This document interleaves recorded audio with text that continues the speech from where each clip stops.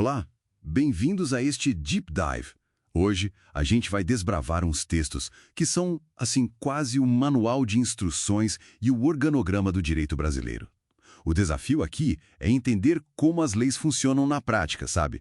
Como são aplicadas, como a gente interpreta, como tudo se encaixa. Isso mesmo. O material que a gente tem cobre a Lei de Introdução às Normas do Direito Brasileiro, a famosa LINDB, e também a organização hierárquica das leis aqui no país. A nossa missão é, então, extrair o essencial para conseguir navegar nesse sistema que, às vezes, parece um pouco complexo, né? Perfeito. Vamos lá então. A LINDB, ela é antiga, né? Lá de 1942. Um decreto-lei ainda, mas continua super relevante. Funciona tipo uma lei sobre como usar as outras leis. Exatamente. Pense nela como uma bússola mesmo, para quem aplica o direito. Ela indica como interpretar uma norma, como aplicar no tempo, se vale para trás ou só para frente. E o que fazer quando a lei não previu algo, as lacunas, né? As lacunas. Ela é a regra geral, mas, claro, tem áreas específicas, como o direito tributário, por exemplo, que às vezes têm suas próprias regras, suas bússolas, que prevalecem em certos pontos. O Código Tributário Nacional, por exemplo, tem um jeito próprio de preencher lacunas. E essa questão das lacunas é bem interessante, porque o juiz não pode se recusar a decidir só porque não tem uma lei exata para aquele caso, certo? De jeito nenhum, o juiz tem o dever de decidir. E a LNDB dá o caminho para isso, lá no artigo 4º. É um passo a passo, sabe? Primeiro, o juiz busca uma lei parecida para aplicar por analogia. Se não achar, ele olha os costumes. Mais atenção, só valem os costumes que a sociedade pratica e que, claro, não vão contra a lei que já existe. Certo. Costumes segundo in prater lege, né? Isso. E por último, se nada disso resolver, ele recorre aos princípios gerais do direito, aquelas ideias maiores que sustentam todo o sistema jurídico. É uma sequência lógica para garantir que sempre haja uma resposta. Faz todo sentido essa ordem. E sobre aplicar a lei no tempo? Tipo, saiu uma lei nova hoje.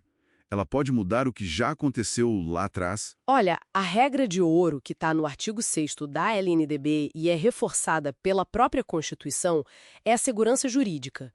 A lei nova não pode retroagir para prejudicar situações que já estão consolidadas, sabe? O tal do ato jurídico perfeito, a coisa julgada e o direito adquirido? Exatamente esses. Um contrato que já foi cumprido, uma decisão judicial final, um direito que a pessoa já tinha. A lei nova não mexe nisso. A ideia é proteger a estabilidade, né? As expectativas das pessoas. Mas, peraí, eu tenho quase certeza que no direito penal a história é um pouco diferente, não é? Ah, sim, muito bem lembrado. Essa é a grande exceção e é fundamental. No direito penal, a lei nova pode sim retroagir, mas atenção, somente se for para beneficiar o réu. Então se a lei nova for mais branda. Exato, é o princípio da lex mitior, a lei mais benigna. Se uma lei nova diminui a pena ou até deixa de considerar algo como crime, ela vai se aplicar mesmo a fatos que aconteceram antes dela entrar em vigor. Isso está na Constituição, é uma garantia individual importantíssima. Entendi, uma garantia crucial mesmo.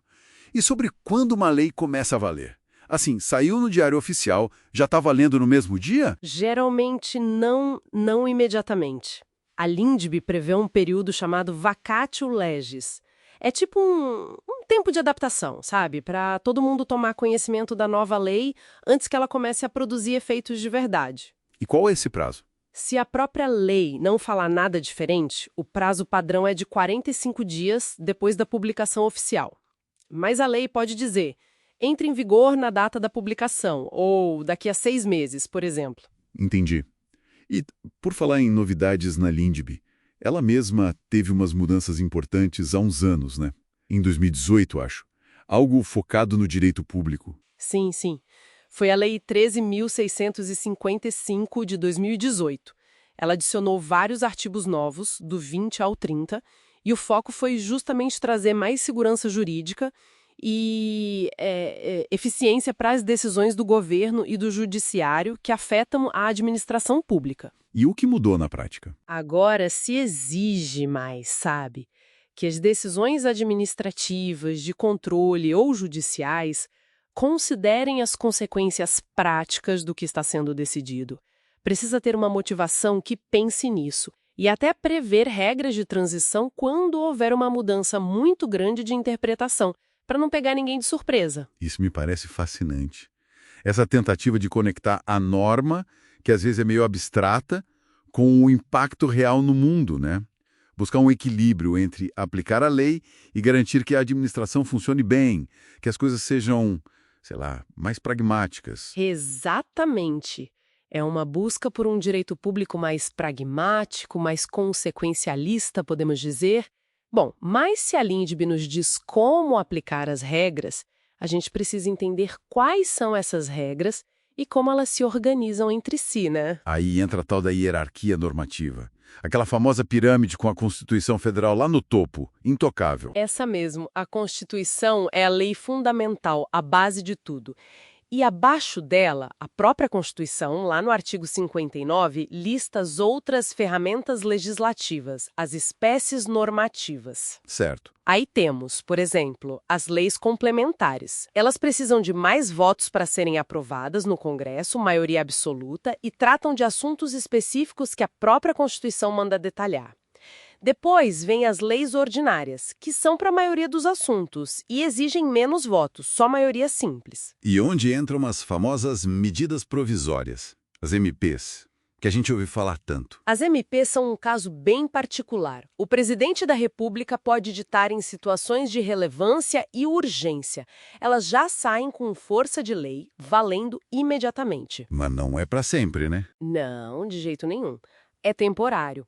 O Congresso Nacional tem que analisar e aprovar essa MP em até 120 dias. Se aprovar, ela vira lei em definitivo. Se não aprovar nesse prazo ou se rejeitar, O que acontece? ela perde a validade desde o começo, como se nunca tivesse existido. É um efeito que a gente chama de ex tunc. E olha, tem um detalhe importante: nem tudo pode ser tratado por MP. Matéria penal, por exemplo, está proibido. Entendi. Além dessas, tem mais alguma coisa importante nessa hierarquia? Sim, tem outros atos, tem os decretos legislativos e as resoluções, que são usados mais pelo próprio Congresso para assuntos internos ou para fiscalizar outros poderes, por exemplo.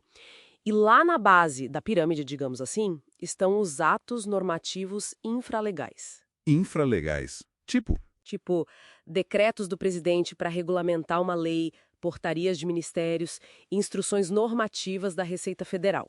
A função deles é só detalhar a lei, para permitir que ela seja aplicada na prática, sabe? Eles não podem criar direitos ou obrigações novas, só explicar como cumprir o que a lei já manda. É um sistema todo escalonado. Então, juntando as peças, a Lindbe seria esse manual de instruções essencial para a gente saber como usar o sistema legal todo. Enquanto a Constituição e suas regras de hierarquia organizam as diferentes ferramentas que o legislador tem, leis, MPs, decretos, cada uma do seu lugar com sua força específica. É isso. Perfeito. Compreender essa arquitetura toda e as regras de funcionamento que a Lindbe traz é a chave para a segurança jurídica. Para a gente entender como as normas que regem a nossa vida são criadas, quando começam a valer, como elas interagem, enfim, é a base do nosso Estado de Direito. Muito bom. E fica aqui talvez uma reflexão para quem nos ouve, com essas mudanças recentes na Lindbe, que pedem um olhar mais atento às consequências práticas no direito público. Como será que essa balança entre a aplicação, digamos, mais estrita da norma e a consideração dos impactos no mundo real vai pender nas futuras decisões de juízes e administradores? É algo para a gente ficar de olho, né?